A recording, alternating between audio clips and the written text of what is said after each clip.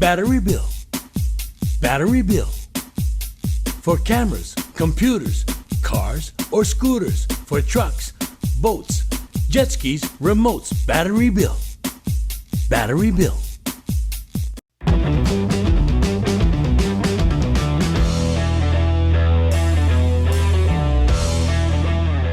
All right, how's it going, everybody? It is episode 70. Little landmark episode. Nice round number. Jordan, Helle, Hunter, Hughes back with you on Hawaii Football Now. Here on Wednesday, December 28th, we record this at 7 a.m. As always, our episode brought to you by Spectrum Mobile, Hawaii USA Federal Credit Union, and Battery Bill, set to release this tomorrow, December 29th. It will be our final episode of 2022. We've made it through 2 seasons. We've made it through like a year and a half, basically, on the pod, and pretty fun as we head into the new year. Haven't missed a week yet, so fun to keep this thing rolling. That's pretty wild, Jordan. I agree. Yeah, it's pretty crazy that we've been able to kind of keep this going. And the plan is to keep barreling forward, and there's been no shortage of content over the last 18 months. Yeah, they haven't pulled the plug on us yet, which is always kind of nice. We've got our guy Jaron on the controls once again, producing this here humble pod. Quick opening drive. I just wanted to wish a happy New Year's to everybody and send out a big mahalo to all the folks that tune in, listen in on whatever platform they are able to access this. We will chat with Zion Bowens in the second half of today's pod, former wide receiver for the University of Hawaii, who is off now, having completed his time there at UH, made it through graduation. Now he's going to get ready, hopefully, for some professional opportunities in the new year. So fun to chat with Zion. We've got that, that conversation coming up a little bit later in the episode. Hunter, how was your Christmas? Did you watch that University of Hawaii basketball game on Sunday? What a matchup that was against SMU. They make their first ever Diamond Head Classic final. They win the whole thing on a walk-off by Javon McClanahan. That was one heck of a Christmas present for Hawaii fans near and far, and on national television. That was quite fun. But how was your Christmas, my man? Yeah, it was great. Thanks for asking. I love not only the fact that UH was able to play in the championship of their hosting tournament and the Diamond Head Classic. That's the first time ever we competed that well to earn a spot there, and then to cap it off in the way that it did, and then even just the branding of it on Christmas, the Mele Kalikimaka miracle. It's awesome, man. It's anytime, you and I talked about it last week, anytime Hawaii is in the news for sports, it bodes well for all of the programs with University of Hawaii affiliated with our program. But yeah, it's just fun. I had tons of friends hit me up asking me if I was there at the game, and I'm like, actually, I'm in Oklahoma right now. I wish I was there because every once in a while, don't sleep on that basketball team. They produce some magic at times. Yeah, man. But yeah, it was a good time with the family. And yeah, how about you, Jordan? How was your holiday? Yeah, same. It was nice. It was kind of relaxing. We got some of the younger nieces and nephews. It's always fun to kind of have some young kids around, and they revel in the presents, right? And a little bit more. We get like functional gifts now and gift cards and things of that nature. It's not like we get the cool toys or anything at our age. So it's kind of fun to see the little kids enjoy that, and then gathered around, watch the basketball game, and watched McClanahan's walk-off buzzer beater. That was quite the highlight of the weekend, I would say. And they're back on the court here by the time our pod releases. Tomorrow they'll be on the court later on that evening as they begin Big West Conference play, a team that's been picked to finish pretty high in the conference that I think has really sky-high expectations now with the way that they played over the course of last week, and really the course that they've played over the duration of the non-conference schedule. If you remember Morsek, the big 7'2" freshman, 7'1" freshman in the middle, to tie it back to Hawaii. Remember, he committed after he came to the spring day and kind of just loved it. And he was like, I need to come here. This seems like a lot of fun. And he played a big role in the championship game. I think it was like 9 points off the bench. Defensively, that dude was a menace, and was a lot of fun to watch. So yeah, best of luck to Ron Ganad and his guys. We'll be following along as the season goes for sure. And hopefully not our last basketball mention on the Hawaii Football Now podcast. We hope everybody else had a nice Christmas holiday over this past weekend. Let's head into the game time. But first, Hawaii Football Now is brought to you by Hawaii USA Federal Credit Union. Originally opened in 1936 as a credit union for educators, Hawaii USA has inspired a culture of giving that is rooted in education and has since become Hawaii's largest credit union and expanded to other areas of community need that impact financial health, including healthcare, housing, and hunger. To learn more, please visit hawaiiusafcu.com. All right, game time. We mentioned it last week that we'd take a little deeper look into the signing day class, the early signing period class that resulted in 26. That's right, 26 recruits putting pen to paper and making their official commitment to join the University of Hawaii football program. We looked at it kind of more quick instant reaction last week. This week and likely into next week, we will go one by one through 26 as we look at all of the signees, 17 different defensive signees, which obviously means 9 on the offensive end. You got 11 states represented, 7 of those individuals from the class of 2020 or the class of 26 from Hawaii. You got 3 international signees. You've got 12 linemen, which I think is huge, literally and figuratively, 8 on the defensive side of the ball. You've got 5 offensive skill guys. You've got 6 DBs. You got 3 linebackers as part of this class. And I think it checks a lot of the boxes. You've got local kids. You've got Power 5 transfers. You got 4-year transfers. You got junior college transfers. You got straight out of high school guys. You got some international flair to all of this.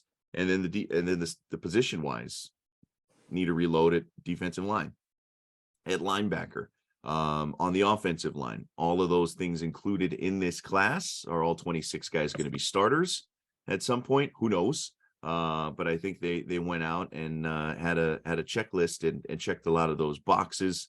Coach Timmy Chang saying to the local media, last week, after most of the signings had sort of wrapped up, saying that they're looking for a spark, and it's going to be a different looking team than when they finished up the season in San Jose. And I think you can definitely say that, right? It was a brand new team from 2021 to 2022 with 50 whatever new faces, right, as part of that program. And we've got at least 26 new ones for next year and likely more. They're not done yet. And of course, you've got the traditional signing period coming up in about 6 weeks or so, the beginning of February. So there's still a lot left out there in terms of what the University of Hawaii will be pursuing. But here's 26 new faces. And I think Coach Chang admittedly will say, hey, this could be a very different looking group, and they're hoping to upgrade. Yeah, it's kind of that interesting game with the transfer portal of early signing day, getting those names on paper to sew those guys in to get them out of the portal so that they don't have a chance to sign with somebody else. That's the whole motivation of getting as many on early signing day as possible. But Jordan, you and I know, probably because we follow it more than most people, how this new era just doesn't sleep. We signed Joey Yellen at quarterback deep into this process last year. I think he might have even come in during the summer, maybe even signed late spring. So you just never know who is still out there, who's willing to come. And I feel like Hawaii, of all schools, needs to kind of have an open door policy. If people want to come in and compete for a job, we have to be one of those schools to say, hey, come on, we'll give you a shot, for guys bouncing back from major Power 5 programs. Yeah, I'm with you. That has been a means to fill the roster sort of last season out of desperation because of all the exits. This year, maybe more so intentional, right? I mean, even last season, right before the year, right? I can't remember exactly which of the Power Five transfer defensive backs. It might have been Malik Hausman, but one of those Yeah. guys showed up, pretty late into the summer, and contributed quite heavily for this group. And then, of course, you bring up Joey Yellen, you bring up the quarterback position. Obviously, there was a lot of buzz. We talked a little bit about it last week with DJ Uiagalelei, Yeah. the Clemson Crystal ball. transfer, who the whole crystal balling thing. He went to Oregon State. He signed with Oregon State, so we got to put that to bed. It did create a little bit of national buzz, which isn't a bad thing. It did, I think, leave a lot of Hawaii fans kind of dreaming. I think most Hawaii fans were realistic about it. Like, all right, this is a little too good to be true. But again, it open door policy, right? If a former 5-star quarterback recruit who started at, I don't know, 20 games or whatever he started at Clemson, At Clemson. if he wants to come, like, you bring him in. You know what I mean? Like, Hawaii doesn't have 5 stars knocking on the door very often. And it ended up not being the case. But to your point, leaving that open. On the note of quarterbacks, only one quarterback in this signing class so far, and that is the freshman from Punahou, John Keawe Sangapolu-Tele. He is the lone quarterback so far that has signed in this class. Coach Timmy Chang was asked about that by our guy, Brian McInnes, and others, and basically said the quarterback position is, quote, sewed up. They're happy. They like what they have in the room. And I believe him to an extent. I think what we saw from Braden Shager and him kind of taking the reins, I think they feel like he can continue to grow. But that's also what you're going to say, right? You're not going to go ahead and say like, oh yeah, well, we don't really like what we have there or anything. Like, you have to say that. It'd be silly for the program not to continue looking for the next guy at quarterback, whether he's a high school kid like Sangapolu-Tele, who maybe will take a few years to develop, or somebody else that comes in the portal, right? Like, you always have to be constantly looking to upgrade, even if you feel good about a guy like Braden Shager who you have in the room. But as of now, it seems like whether they were unable to go find somebody else besides Sangapolu-Tele, Shager's the guy. And I don't think we were necessarily anticipating that he wouldn't. But the early indication, they do indeed have to feel pretty good about what they have in the room, because there's not a ton being added as of yet outside of the youngster and Sangapolu-Tele who may develop into something special. Yeah, and we made mention of this last week, that I can't help but read a little bit more into those comments, that Timmy is intending to roll out the run and shoot. Talent only gets you so far in an offensive scheme like the run and shoot. Everything depends on understanding of each position group, them being coached well from their position coaches, the synchronization between QBs, running backs, offensive line, receivers. All of that needs to kind of fit in this chemistry concoction that is the run and shoot. Everything kind of has to mesh together. So yeah, it's open door policy. If we can land one of those once in a generation, recruits to Hawaii, we have to keep that open door, but do well with the pieces that you already have. And Shager's shown that he can do well. Took care of the football late in the season for us. It wasn't exactly the numbers that we were hoping to get in terms of production, but or would like to see down the road. But it's a great starting point to build off of. And that QB room has shown a lot of transition this last year. We had, I think, 3 other guys that aren't even on the quarterback position any longer. Chad Owens Jr. is over at receiver now. We heard that Cam Cooper has transferred out. It's kind of a transitional position group for University of Hawaii right now. And we're just going to see how it goes as the recruiting season continues. All right, so let's look at all of the recruits. I'm fairly certain we'll not be able to fit everything into this week's episode, which is fine. We've got time, and we'll kind of break things up into different categories. Thought about kind of looking at it from like an offense defense standpoint, but I think there are sort of distinct groupings that might be fun to look at. We mentioned John Chiave Sangapolutele. He is one of 5 of the local high school commits, the guys who are coming straight out of high school to join the University of Hawaii, that attended high school in Hawaii, which is a big deal, right? You want to be able to keep these local kids home. You're probably not going to be able to keep the guys that are destined for Texas or Oregon, which there were guys in this year's class that have signed with Texas and Oregon and other schools that, just quite honestly aren't in the same stratosphere as the University of Hawaii. Right, Kahuku's Leon Galifao, who's on his way to Austin. You've got the Ulu, the Farrington offensive lineman, who's on his way to Oregon. So there are guys, and if you were able to keep one of those guys home, that'd be massive, massive news. Maybe they'll get there one day. Maybe they'll get there. So we mentioned John Chiave Sangapolutele, who is the top-ranked quarterback in Hawaii, which is usually a pretty good sign, right? The way that Hawaii has produced quarterbacks. He was the offensive player of the year in the ILH. He's a Polynesian Bowl invitee. You got another ILH guy, defensive end, Ha'aheo Dela Cruz out of Iolani, another all ILH selection. Remember, he and Sangapolutele were some early verbal commits to Timmy Chang and this program over the summer before the season started. He also had the likes of Mason Moa'au and Josiah Timoteo, wide receiver, offensive lineman, respectively. Those guys decommitted, ended up signing. Well, at least I know Timoteo did during the early signing period. I forgot to check if Moa'au indeed signed with Colorado State, but Timoteo is on his way to Nevada. And so it was kind of interesting, and we'll get into the rest of these commits here in just a second, because part of the conversation, throughout the offseason, and we've had it very much on this show, we talked about, quote unquote, winning the offseason, and what that is. Really doesn't account for anything, right? Like winning the offseason doesn't mean anything, like winning a press conference or anything like that.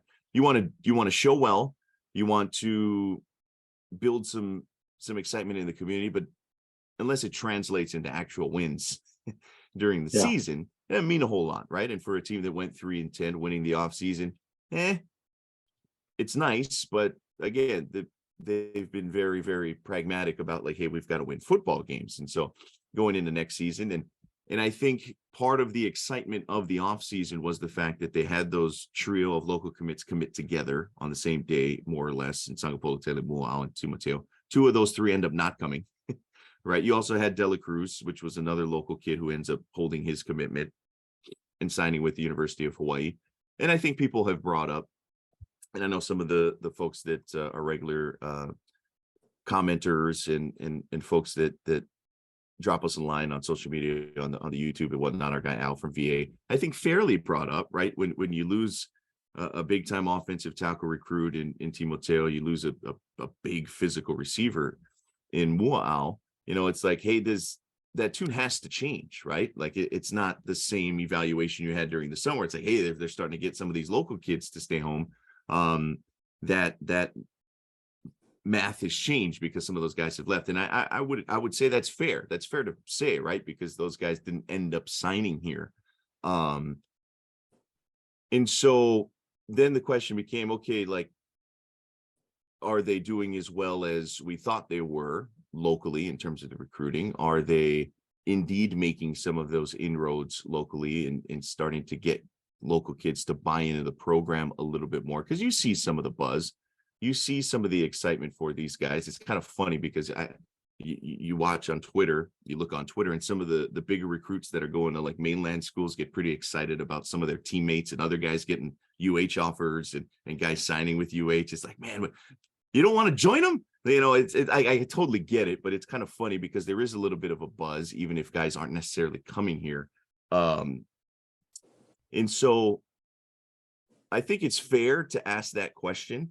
And I think the coaching staff did take a positive step forward by keeping, obviously, Sangapolutele and Dela Cruz home, but then also signing the other 3 high school guys, right? And Isaac Mangaleo, the offensive lineman out of Campbell, a big dude, played a lot of his high school career actually in Florida. So he's got some pretty big time experience and spent 1 year at Campbell over at Eva Beach. He's another Polynesian Bowl guy. So that's a nice offensive line pickup. You lose Timoteo, but he ends up keeping Mangaleo home.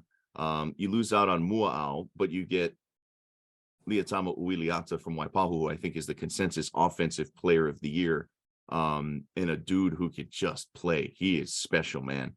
Yep. He is the cover 2 offensive player of the year put out by KHON. He threw for 1,200 yards, 13 touchdowns. He ran for 596 yards and 10 touchdowns. He also caught 966 yards as a receiver and 9 touchdowns there. This is just this season. This is just this season in 2022. That's impressive. He also had 4 interceptions on defense. He mainly played defense last year in a very abbreviated season for Waipahu. Broke onto the scene this year, helping Waipahu to the Division I state championship game where they lost, a heartbreaker to Waipahu, to Konawaina. But that dude, keeping that kid home, and I get it, he was kind of a late bloomer, late arrival, flew under the radar a little bit, because I think if he had put a couple of years of that together, like he's at a Pac-12 school, or he's at a Power 5 school. And I think, there are some definite benefits for the University of Hawaii to kind of be able to kind of swoop in there. He's a huge get, I think, keeping him home. That is a very, very good sign. And then you got the defensive back, Makana Meyer, who's actually a 2022 grad. So kind of took this year, not quite a gray shirt sort of situation, but he is part of this signing class, even though he graduated high school last school year, was first team all open division statewide as a senior at Mililani, played 3 years at Damien prior to that. And so, I think the questions after the decommits of a couple of those guys from early in the off season, but then you kind of round out this group of 5 of the local high school commits. All in all, pretty positive. I'd say it's a good step, especially when you consider that you got Uiliata and Mangaleo, and who knows, with Makana Meyer, he might turn into something special as well. I always kind of give Coach Abe a benefit of the doubt when he's bringing in defensive backs. Like he has a pretty good eye for this thing. But yeah, Uiliata got me really excited because if you just watch that kid play, my goodness. Yeah, no, he's an influential kind of guy in getting other people here. I love that comment about being a late bloomer. Those are those guys that we have to have the pan open to kind of catch if they don't get lured by someone else, because I was a late bloomer, Jordan. You were privileged to have a few more inches on me still now, but at that time in high school, much bigger than I was my senior year. And it just takes time for some guys to grow into their bodies and their athletic careers. Sometimes it does take that time. And it's an interesting thing with this new era where we're seeing a slew of guys, even though they went somewhere else, they want to come back to Hawaii. I think that is the name of the game for us is, again, open door policy. If we have a spot open that you could come and fill, come back home. Yeah, if you chose to go someplace else, winning that buzzer beater this weekend against SMU, 2-time national champion volleyball team, the improvements to our field, we're out of COVID now. Like we're trending. Like I feel like we're trending in the right direction overall as an athletic program. That give it time. It'll be interesting to see how many guys choose to come home with this new transfer portal. It's going to be interesting. Yeah, it really is. And I think, as you point out, you always have to be willing to welcome them back home, right? Yes. Whatever it is, in any sort of positive energy, momentum around the athletic program, not just with football, is a good thing. It is a good thing. Yeah. And creates excitement, creates a bit of a buzz, creates a spirit of, hey, this is a fun place to be. It's a fun place to go to school, a fun place to play collegiate Keep those football. bridges intact. Yeah, for sure. And we saw it in this class, right? And that kind of is a nice transition into the next group that we've got here, which is the 4-year transfer guys. And I think we'll probably cap it at this before we get into the rest of the signing class. But you had 7 guys, I believe it is, transfer from 4-year schools. You've got a couple of guys from Power 5 institutions in the Pac-12, and both of those guys are local kids, right? And so that's huge. As you point out, Hunter, just getting these guys to consider coming home, and you've got that. in Kuaupehopa, who was a pretty big time recruit out of Kamehameha Schools a couple of years ago. He's a defensive lineman, 6'3", 307 pounds, sophomore. Again, coming home from Seattle, 2 years at UW, played in 7 total games, 3 games this past season, 2 tackles. You remember he was the number 16 defensive tackle in the nation per Rivals coming out of high school, was a Polynesian Bowl participant in 2021. And then you got Patrick Isatake. Some folks will remember him a little younger before he finished up his prep career in Oregon. He's transferring home from Cal. He's a guy from right there in town. I think Kalihi, kind of his roots, 6'5", 240, can play on the edge. He's played some outside linebacker, some defensive end, 2 years at Cal, much like Pehopa. Didn't see a whole lot of action, which is usually the case when you get these guys that are transferring home, right? Didn't quite work out. Maybe the playing time situation wasn't what they thought. Maybe coaching change. Hey, fresh start. Come back home. Not a bad deal. It was also in that 2021 Polynesian Bowl. He spent his freshman year at Mililani High School and then his last 3 years of high school in Oregon, Hisatake, before making his way to Berkeley to play in the Pac-12. So you got a couple of guys right there. And the profile, hard to argue with the size of those guys, the pedigree when they were coming out of high school. And yeah, they didn't quite break onto the scene. I think if they were playing every game and contributing big time at both of those schools, like, they're probably not transferring, right? So yeah, that's kind of how it works out. And so you're banking on the fact that these local kids want to come home, they fill immediate needs, and they've got opportunities to play much bigger roles, right? And we've seen that work out. Meki Pei last year, Kalana Makaula, Isaiah Tufunga, all these guys from Power 5 Pac-12 institutions come home and step into much bigger it. And I would expect that they've got some pretty high expectations for both Pehopa and Hisatake. Yeah, it's it adds to the narrative of what kind of a place we want UH to be. And it has roots all the way back to the Aloha State, being a welcoming and hospitable environment for people near and far. Jordan, how many people have transitioned in and out of your life, my life in the last 10 years or so. We hate to see them go, but we're always stoked to see them again whenever they choose to come home.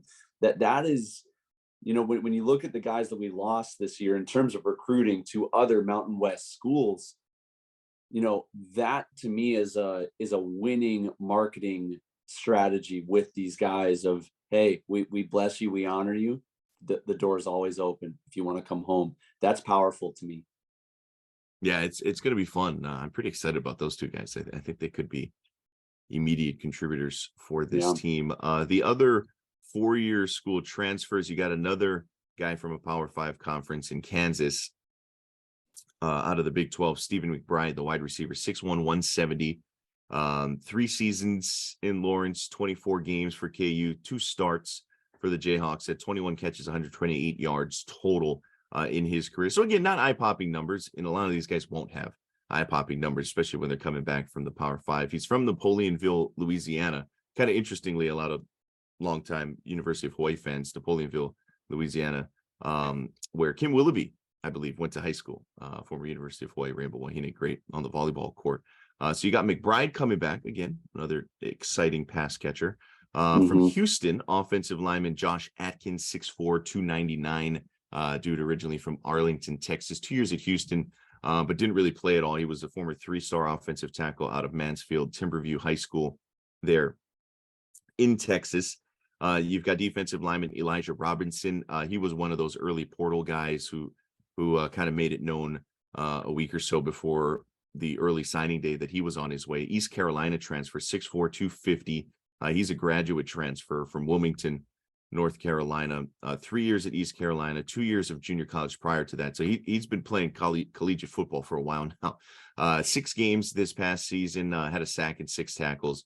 Mainly played linebacker in high school. So he's got some versatility perhaps as well. And then you've got the productive guys, if you will. And not to say that those previous 5 aren't going to turn into big time producers, but these 2 are pretty intriguing. You've got defensive back Cam Stone, right? The corner, 5'10", 181 pounds, a senior out of Wyoming. People remember him. He played well against Hawaii this past season when the Cowboys picked up the win. He's originally from Angleton, Texas. He was honorable mention Mountain West this past year, tied for second in the conference with 10 pass breakups. He had 2 interceptions this season. He started 11 of 12 games for the Cowboys. He played in 28 games over 3 seasons at Wyoming. He's been a productive kick returner at times in his career as well up there in Laramie. It's a dude who can play and has had a lot of experience. And again, if Coach Abe Elamimian has your eye on you and can get you to come here, I always kind of defer to him on some talent evaluation. And then there's Josh Jerome, a 6'1", 280-pound defensive lineman, another graduate transfer from Eastern Washington, and obviously some ties there with current University of Hawaii offensive coordinator Shoemaker. He's originally from Monroe, Washington, up there. He played in 44 games over 5 seasons at EWASH. 182 tackles over his career, 24 tackles for loss, 11.5 sacks, 3 forced fumbles, 3 fumble recoveries. Had 39 tackles this past season. In 2021, he was 3rd team All Big Sky. So this is 2 seasons ago when he had 7 sacks and 13.5 tackles for loss. So you got 2 guys in Stone and Jerome who have played a lot of football in their collegiate careers, have been big time producers, and are opting late in their career to come to Hawaii. So you got a real mix of experience as part of these 4-year transfers, but a group that I think is pretty intriguing. And again, fills a lot of needs. You got 3 guys, potentially 4 guys on that defensive line, corner, McBride, maybe a nice luxury adding to that receiver room. I like what they did. I like what they did via the transfer angle. Yeah, no, this to me, that group of guys is a huge win. We have mentioned it several times on this show that we needed to beef up our D line. We could not surrender the running attack from the defensive perspective like we have the last couple of years. We have to beef those guys up. And so just from an eye test, Jordan, these check all the boxes for me. I mean, 6'4", 250 D lineman, another D lineman, 6'1", 280. You can't teach big. Believe me, I've been learning for a long time, and it just doesn't seem to pan out for me. These guys are large and in charge. And just from a clogging the holes perspective, you need size at this level to be able to win the battle in the trenches. So I'm thankful that we've been able to get, at least on paper, who knows what's going to happen at this point of the process. We haven't seen these guys play in University of Hawaii jerseys, but they're checking those boxes for sure. Yeah, it's a pretty intriguing group. And I'm really excited about Stone. I think he's going to be a big time player for this group. All right, we'll kind of pause things here. We've still got to get into the junior college transfers. There's 4 of those. We got to get into the international signees, if you will. There's 3 of those. It's 5 junior college guys because one of the international guys played junior college in Kansas this past year. And then all of the high school signees that weren't from Hawaii high schools. I think there's like 7 more of those guys coming from the continent. So we've got lots of time. We'll get into that in next week's episode, but we'll press pause here. We'll take a little halftime break. And then on the other side of this, we've got Zion Bowens, wide receiver this season for the University of Hawaii.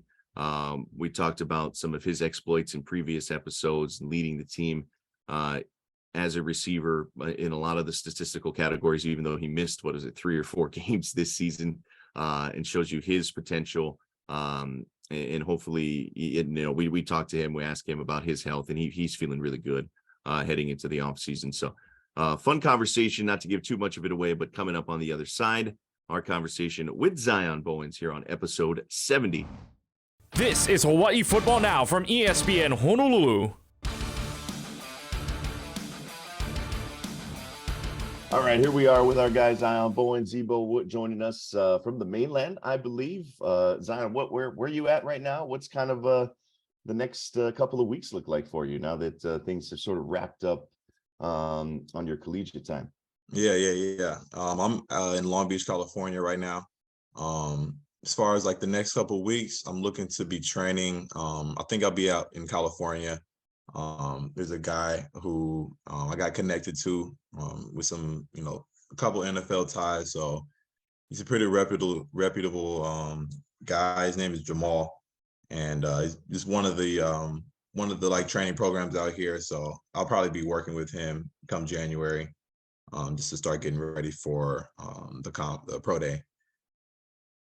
No, that is awesome. For you as a guy who has always sort of been explosive, right? Whether it was at Poly, whether it was at junior college, now, as your time sort of wraps up at the University of Hawaii, is that kind of how you see yourself as a professional prospect, if you will, this guy that can take the top off of a defense? Absolutely. I mean, I've always been, like you said, explosive type guy, but moving on to the next level, whether I'm going to be playing receiver or special teams, I'll just be looking to just add value to the team in whatever way that is. However they can use me, is kind of where I see myself. That's awesome, man. And there's a couple other guys we've had on the show. As a former player myself, wanted to get your input. If you did get an opportunity at the next level, would you be open to playing special teams and playing both ways as someone that's probably looking at a free agent deal if you were able to give that opportunity? Absolutely. Even when I was at UH, they really stress playing special teams because they know that that's what NFL coaches are looking for. They want to be able to have somebody who's versatile and that can do more than this run routes and catch the ball. And I feel like that I would be able to add and contribute to the team in that way. It's awesome, man. We were talking about this on last week's episode. I'd love to get your input on this as well. As we begin this kind of name, image, and likeness new era with college football, you're one of the few guys on the roster who kind of did a little bit of that yourself with partnering with some brands in town. I'm not necessarily as interested on what those deals necessarily looked like, but as a former player, someone who's looking to bridge that gap for guys down the road at University of Hawaii, and that being a big part of how we can recruit guys and even keep local talent at home.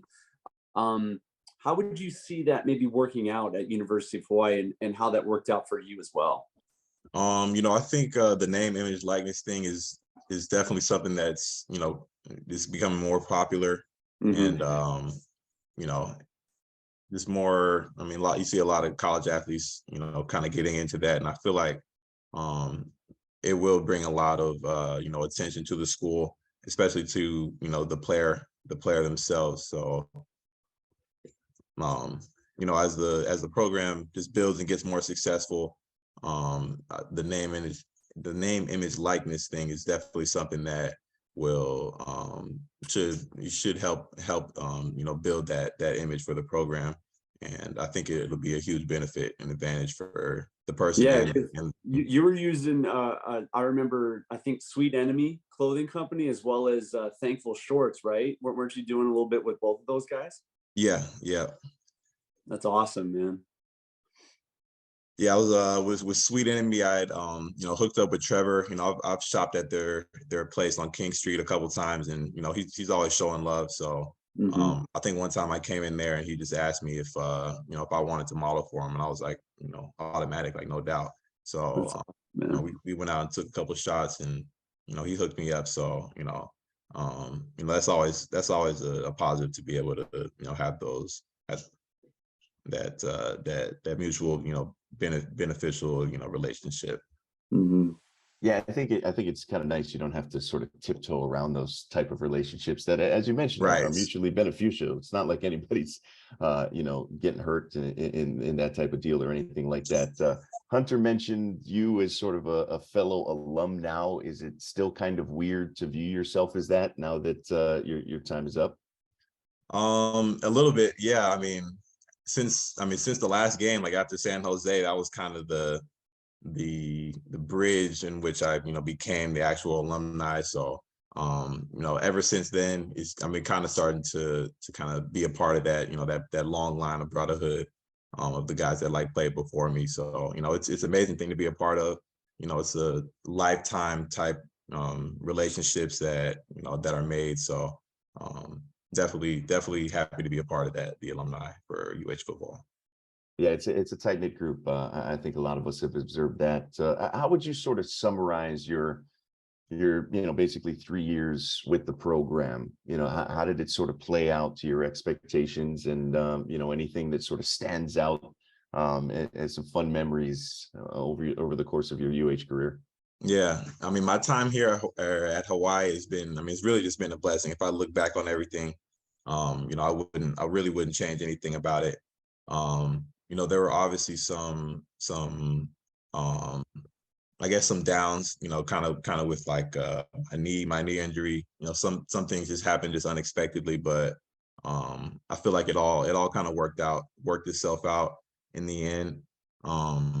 As far as I mean, if anything, they just helped me, get to where I am right now.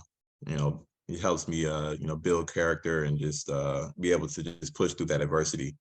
As far as the good times, there are just too many. There are just too many. But I would say that, the relationships that I've made have been, like you said, like tight knit, lifelong relationships. So, those are things that you just won't forget. Coach Chimmy's always talking about, he never really remembers the plays that he made, but he always remembers, the times in the locker room and just, kicking it with the team and stuff like that. So, that is something that I will miss, and that I appreciate when I was here. Yeah, no doubt. How is the knee? How's just the overall health as you head into the offseason? Oh, it's good. I would say I'm back to 100%. Awesome. The knee is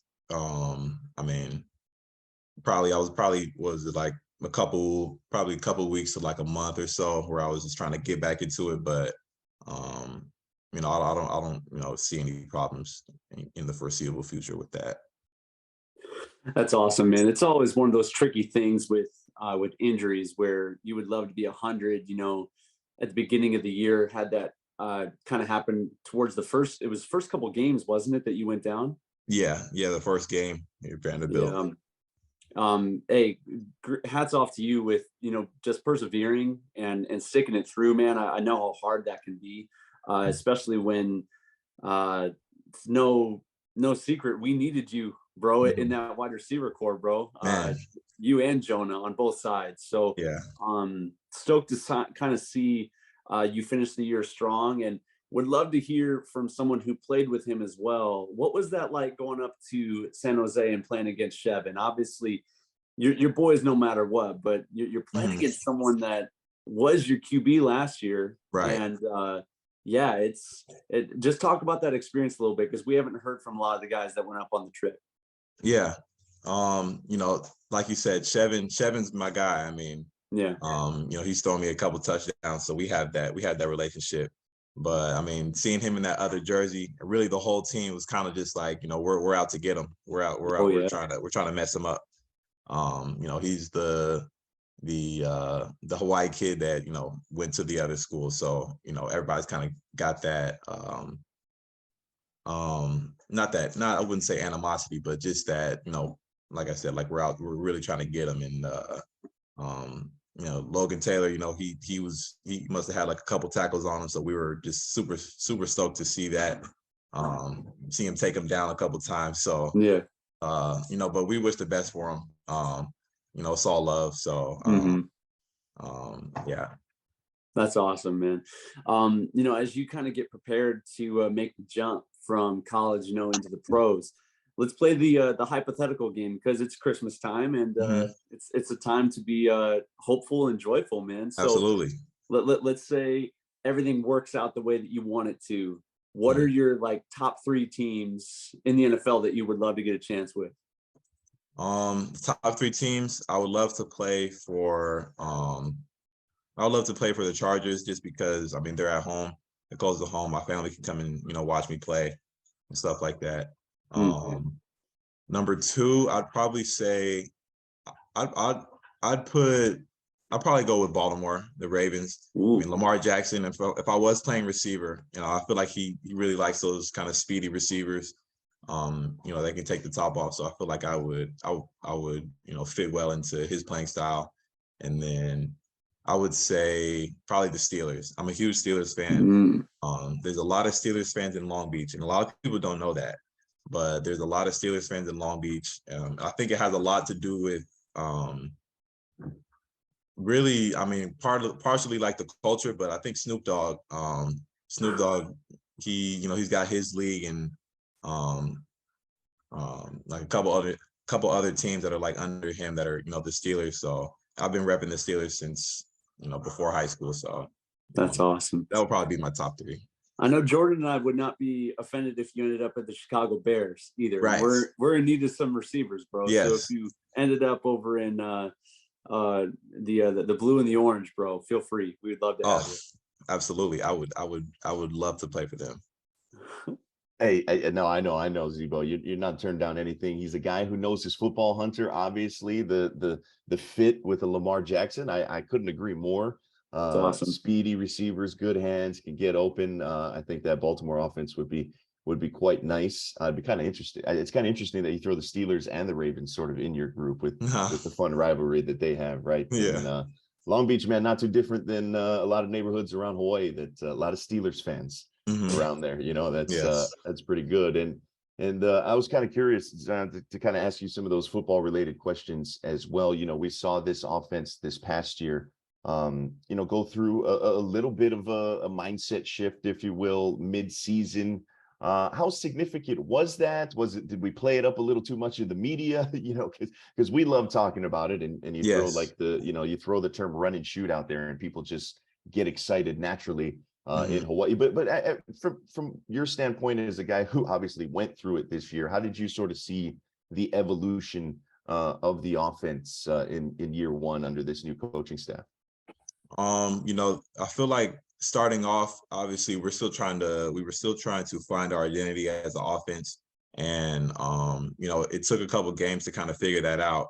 And kind of towards the middle of the season is when we really when Coach Chang kind of took the driver's seat and kind of where he wanted the offense to go, as far as just like play calling and, where he wants certain guys on like certain plays and stuff like that.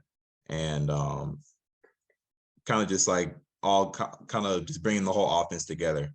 And towards the end of the season, we really started to, make some strides and really just building our identity. The run and shoot is obviously a very explosive type offense.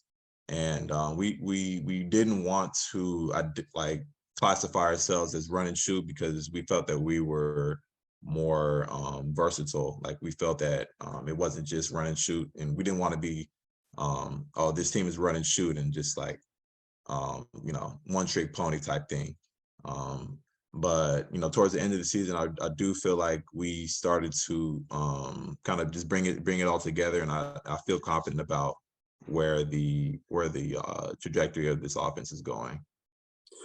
Yeah, you kind of have to do best with what you have. And Coach Graham bringing in a handful of those, really talented tight ends, you can't quite make that shift to the run and shoot with that personnel. Right. But we've been trying to educate the public on you. Just because you want to do something, you may not have the pieces to fit that puzzle. Right. But one element I'd love to get your insight from as a player. At the beginning of the year, Coach Chang would not name a starting quarterback really until game time against Vandy. What was that like for you guys in the locker room? You might have already known, and I'm not really as worried about that, but just as a former player, I love to know who our quarterback was, even going into camp, because it creates unity. You know where you're headed. What was that like for you guys? Because, it felt like we didn't know our identity until at least maybe week 4 or week 5. And Right. Was just curious what that was like from you on the wide receiver core. Yeah. No, it was definitely a challenge. It was definitely a challenge just trying to figure out who we're gonna go with as far as like quarterback. I feel like we have a great depth at quarterback. So naming the starting quarterback, before the season was kind of difficult to do because we felt that, they were competing. They were still competing, and we didn't really feel like anybody was really kind of like an outbreak kind of just no brainer, like, oh, we're going with this person.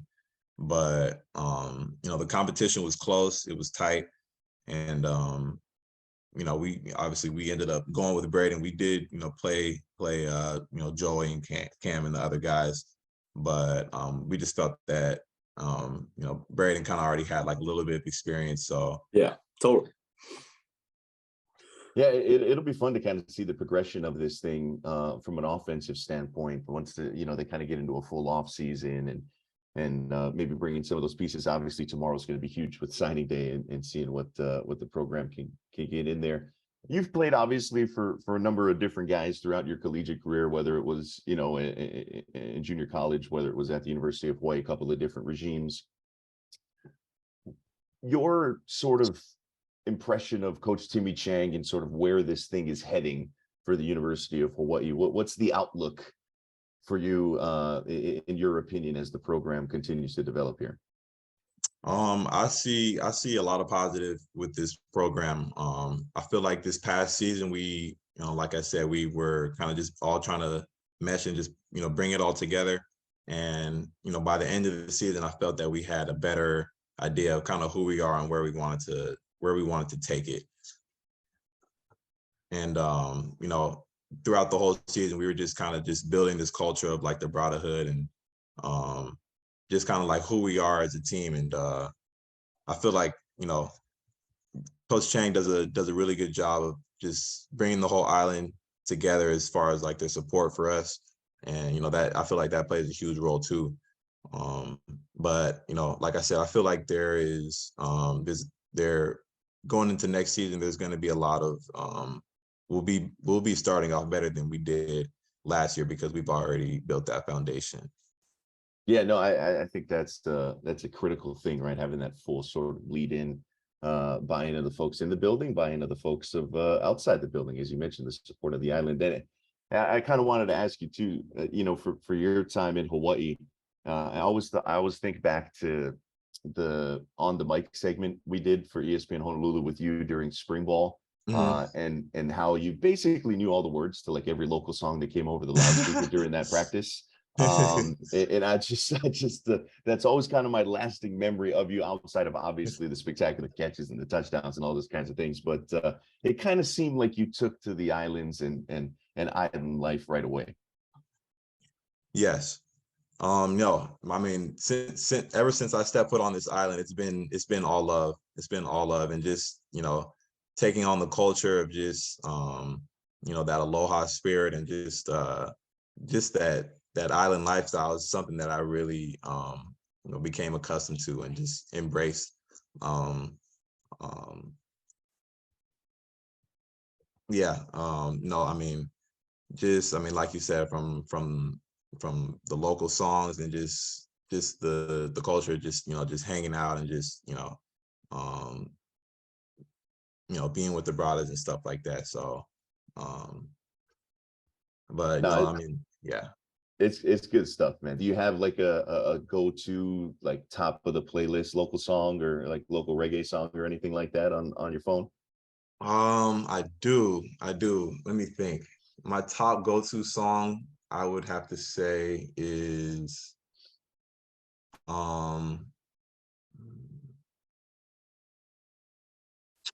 ooh, that's a tough one. Not to put you on the spot or anything. I know. Yeah.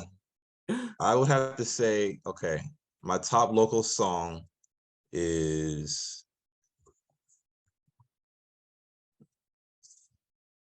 he's got a lot to choose from, man. I know. I love it. I love the deep thought. These are the questions that matter. These are the ones. I'd probably say Buffalo Soldier by Bob Marley. Okay, there we go. That's a good shout right there. That's what I'm talking about. Yeah, that is I think maybe the most we've had a guest like contemplate an answer. I know. Like any question we've asked in the history of this podcast. And we appreciate that. We appreciate that you put some thought into that, man. It wasn't just off the cuff. Yeah. and just blurting something out there. So that says a lot. But hey, man, we know how much that you have kind of ingrained yourself in this community, the school, and I'm going to guess that it's not going to take much to get you back to the islands when you get a chance. Oh, not at all. But you got some business to take care of, and we wish you all the best Thank you so in much. this next phase of your career and the journey. And we'll definitely be following along closely and pulling for you, man. Absolutely. And it's Thank you. I think for Hawaii football fans, it's like, man, those 3 years went by too fast, but Yes. we know there's bigger and better things ahead for you. Absolutely. Thank you. Absolutely. Thank you guys for having me on the show. It's been my pleasure, and I really love being a part of it, part of the island, and everything like that. So I appreciate you guys. Nah, man, we appreciate you. Again, happy holidays, all the best to you and your family, and we'll probably bug you down the road and try to get you back on the pod. So we'll absolutely keep in touch, anytime, yeah, for surely. Appreciate you, man.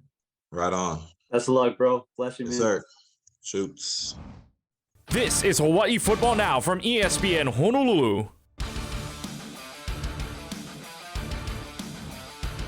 All right, back with you, Jordan and Hunter, and a big thanks to Zan for joining us on the show. That was fun. I'm excited to see what the future holds for that guy, because it felt like, not to sort of downplay his time at the University of Hawaii or sort of, lament anything or point any fingers, but it feels like there's a lot more there for him. Like it feels like we're kind of scratching the surface with Zion, with his speed, his ability to take the top off of defense.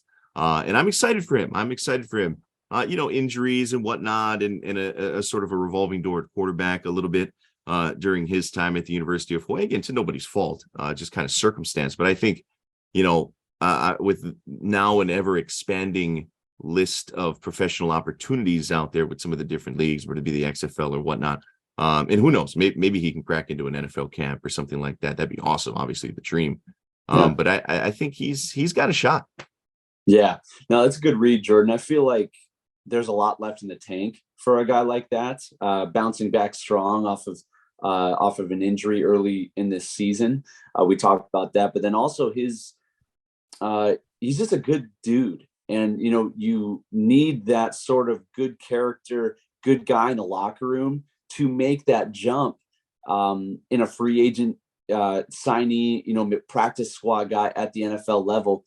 And I'm definitely hoping that not just for him, but for our recruiting, that's always bodes well for our program whenever guys get a chance at the next level. So best of luck to our guy Zebo as he continues on, and we'll be watching for him. Yeah, it's going to be a lot of fun to see his progress, and we'll definitely keep up with him. And he said he's always willing to come back on the pod, so that'll be fun. Maybe we can catch up with him down the road.